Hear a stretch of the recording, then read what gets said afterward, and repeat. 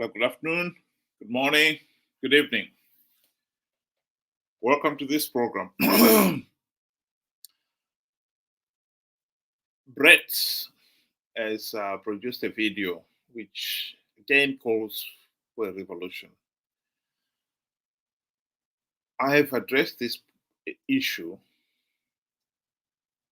but I think at the heart of this problem is the fact that Zimbabwe is a failed state. I think that is an issue that we cannot avoid and we should deal with. And people like Brett and many others, he's not the only one, are asking the pertinent questions. How are we going to get out of this mess? I think that is at the heart of the discussion. I think it is worth our while paying attention and seriously looking for a way out of this mess.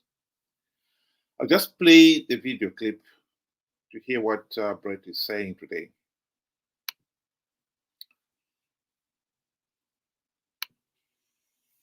Zimbabwe mamukasezve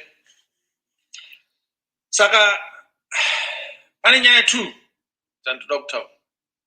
Number 1, ndane kana isiri 7 years no more kubva 2013 2011 2012 2013 ndichipusha nyaya yekuti Zimbabwe inoda revolution.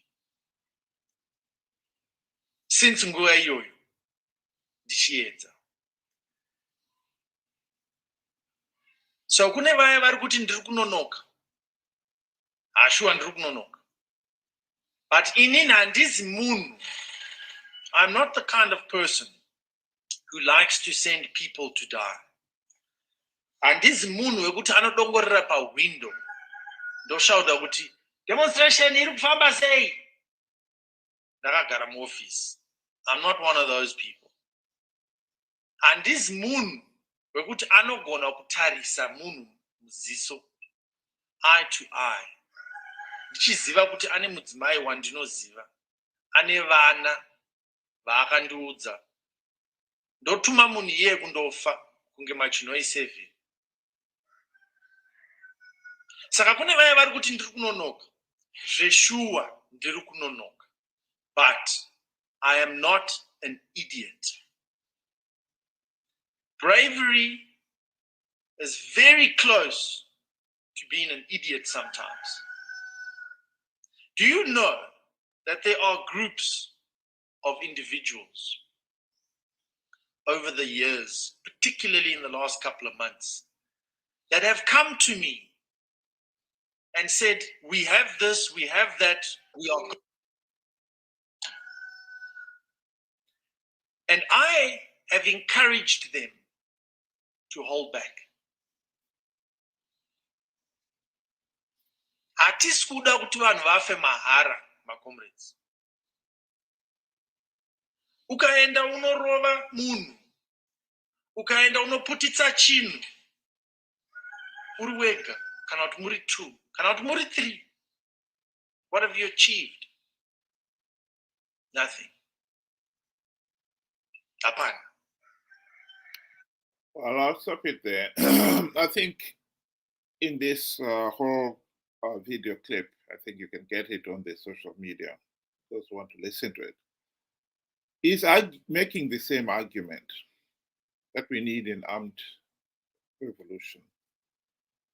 And let me say from the outset, I can understand the sense of frustration that people like him, this idea of an armed revolution, others with street protests, and yet others hoping that there will be yet another coup, are thinking. It's not surprising. We are dealing here with a regime that is hell-bent on staying in power no matter what. Here is a recent response by the regime to people calling for street protests during the SADC region, SADC summit that was held early this month. Sorry, last month, August, yeah. Yes, Chris Mnangagwa, the party, Zanu PF party spokesman, speaking to the issue. On the occasion of an important summit like this.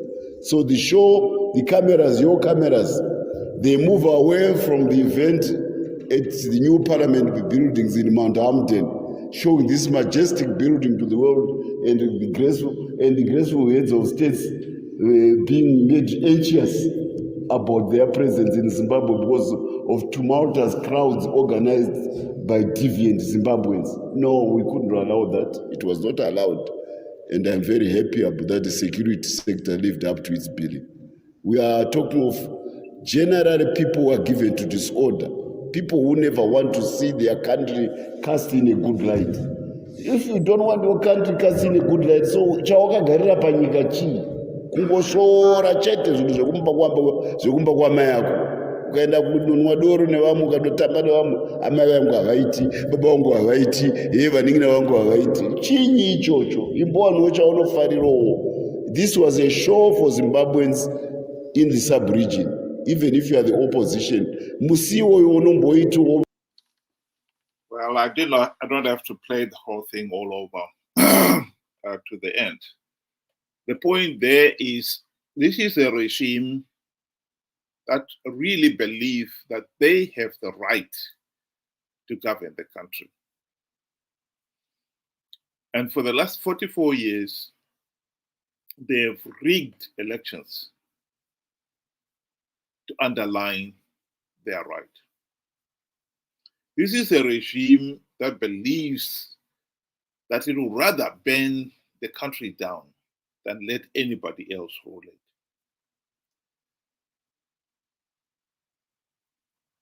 Someone is trying to give the impression that the deviants are the people calling for free, fair, and credible election with meaningful say in the governance of the country. They are the deviants. They are the troublemakers. And yet, the real truth is the regime has systematically denied the people of Zimbabwe a meaningful say in the governance of the country. And hence the reason why Zimbabwe is a failed state. And many people are saying that there's no future in this. As long as Zanu PF remains in power, the looting will continue, the oppression will continue, and the country will be driven deeper and deeper into the abyss. So what is the solution? Well, I'd like to go back to what Brett was arguing, a revolution. And I think if one was to listen to the end of that, he would talk of how Zanu PF has made it clear that if you want to rule the country, in fact, it was none other than Chris Mnangagwa himself to say that if anyone wants to rule the country, then they have to take up arms and fight. I think what many people have failed to appreciate is the fact that we have had an armed struggle and it has failed to deliver the Zimbabwe we want. That's why we are in this mess. I have often asked this question, and I would like to ask it again.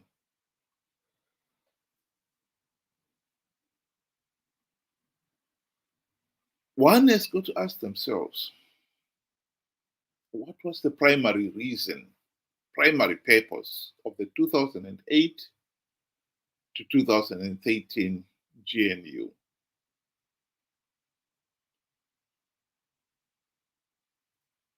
The answer to that is that it was to implement the democratic reforms designed to stop Zanu PF rigging the elections and restoring the people's right to a meaningful say in the governance of the country.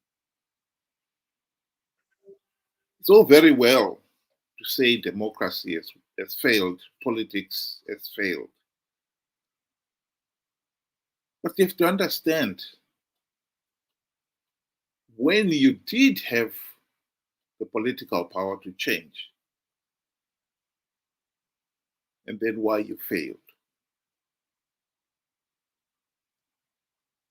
I think that has been at the heart of our problem in Zimbabwe.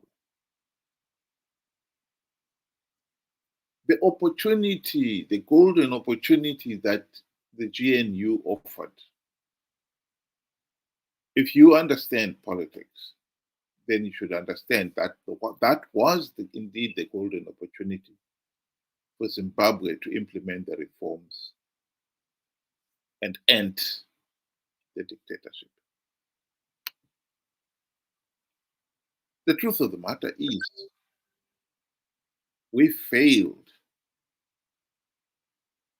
to realize that that was the golden opportunity.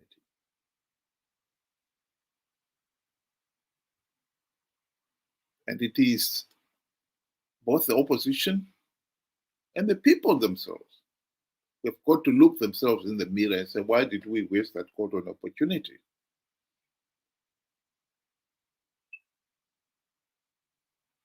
The second point here is what I've also emphasized in the past, that this issue of the revolution should not be taken lightly. It is said that Mahatma Gandhi and his fellow Indian nationalists in the 1940s, they were put under enormous pressure to abandon their strategy of passive resistance in the fight to end British rule of India. Some of the fellow Indians wanted them to mount an armed struggle. It is said that Mahatma Gandhi and his fellow nationalists asked themselves the following two questions. What kind of leaders would the armed struggle throw up? Second, would those be the men and women we would like to rule independent India? If we in Zimbabwe have learned to read history, then we can honestly say we have provided the world the answer to those two rhetorical questions. What kind of leaders does an armed struggle throw up? Well, we have got the example here of Mnangagwa and company, these Zanu PF friends, who genuinely believe they have the right, the divine right, to rule the country. And this is at the heart of our problem. Ever since they got into power, the Zanu PF believed they have the divine right to rule Zimbabwe and to pick the choicest fruit. And anyone else who wants to challenge them on that score, they have to take up arms. The catch here is that if the nation had asked themselves those two rhetorical questions that Gandhi and his fellow nationalists asked themselves, they would also have come to the conclusion that we've got to be very careful, to say the least, about what kind of leaders an armed struggle will throw up. And for a nation that has just gone through 44 years of rigged elections, because the last armed struggle threw up the kind of leaders who did not care about the rights and freedoms of the rest of them, people should make us seriously stop and think about having another armed struggle or even street protests. We had a coup in 2017, but I think many people would now agree that that coup did not deliver any meaningful change, because it didn't. All it delivered was a musical chair. We replaced one dictator with another. Another coup, I don't see it achieving much either. Street protests, the same thing. An armed struggle, even worse. All those violent revolutions, the chances are they would throw up leaders who think it is their time to rule. They're 10 to rule. And it is their 10 to loot. We'll just be going round and round in circles.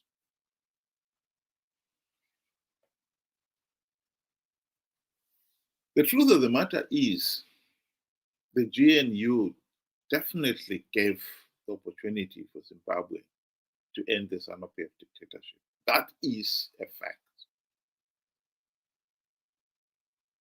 That was the golden opportunity. Ever since, there have been maybe not so clear-cut opportunities to end the dictatorship, but nonetheless, there were opportunities. We did not need to participate in flawed elections. So flawed that the only logical thing to do was not to participate. This is what David Coulthard said about the 2018 elections.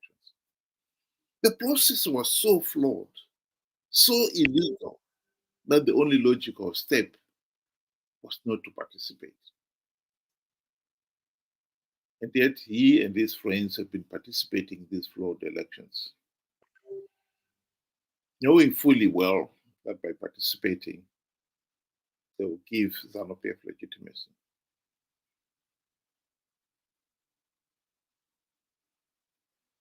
They've conned people to participate in these flawed elections out of greed.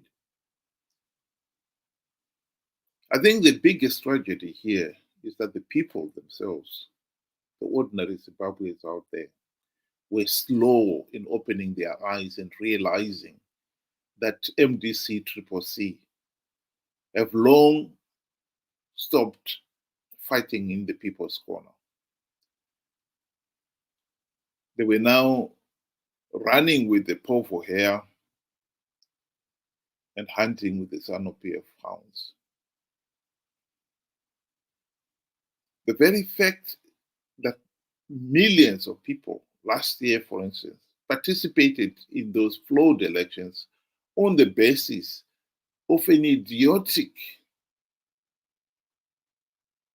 lie, like I've plugged all the vote rigging loopholes, speaks volumes of the quality of voters we have out there.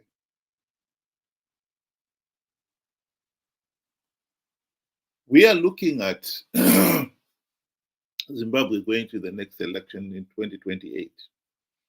It is another opportunity to put pressure on Zanu PF to either implement the democratic reforms or know that without reforms, people will not participate.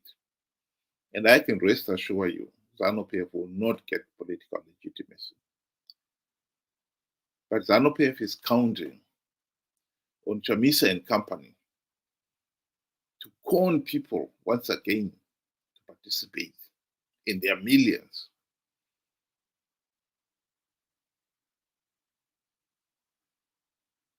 The way I say the solution here, the solution is not so much in another armed struggle, street protests,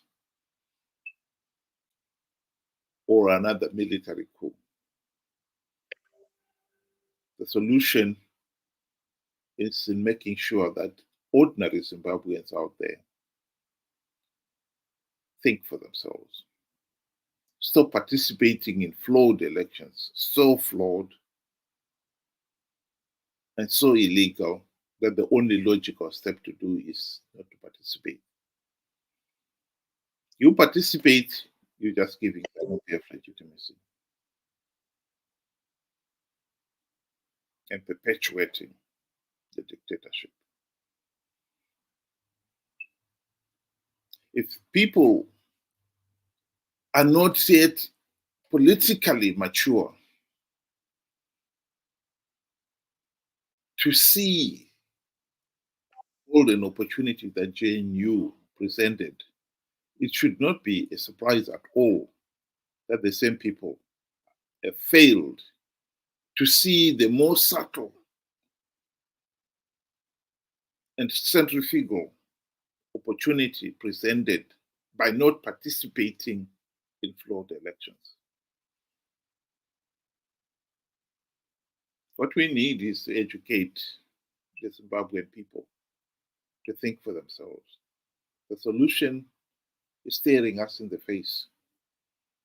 Zanu PF would have not got away with the rigged elections last year if people had not participated in those flawed elections in their millions. Nearly 2 million Zimbabweans voted for Chamisa, according to ZEC results. And one can estimate that 3 to 4 million Zimbabweans, particularly in the diaspora, cheered and applauded and even bankrolled Chamisa's participation in those flawed elections.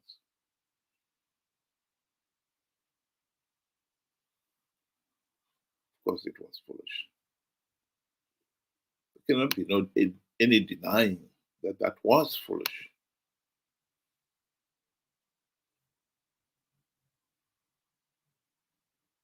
The challenge here is we should stop doing the foolish and irrational things. Zanu PF may be a party of thugs, but let me rest assure you, these thugs are not the brightest individuals. They're just buffoons. Zanu PF would want to be engaged in street protests, military uprising,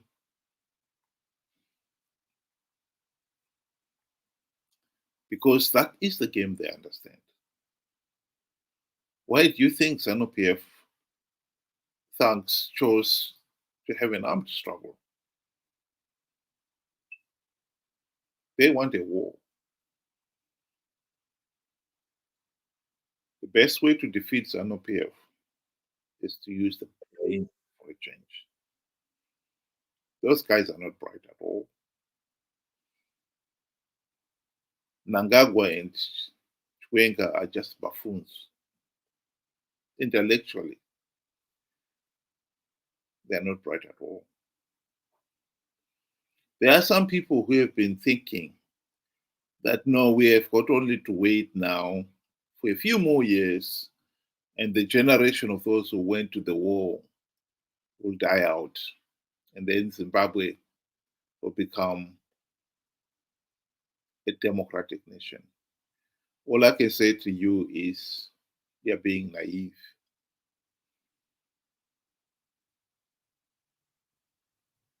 Zanu PF, just as the old generation is dying, is sealed a new generation.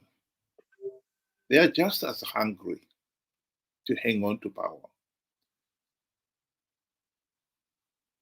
They will use the fact that they are the party that brought forth the whites during the war, and they deserve the right to govern it. The only solution is to implement the democratic reforms and restore the people's right to a meaningful say in the governance of the country. That is the solution, but that requires thinking. An electorate that is so naive and so gullible that they will believe a stupid and idiotic lie like I've plugged all the vote rigging loopholes is a nation in trouble.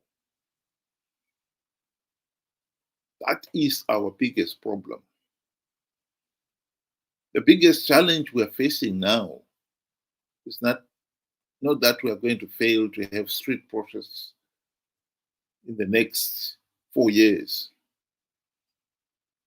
or another military coup or waste still an armed struggle.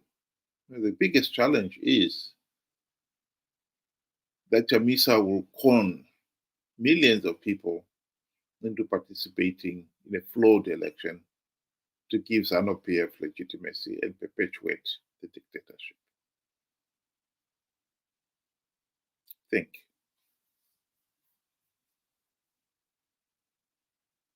Thank you very much for joining me this afternoon, and have a good day.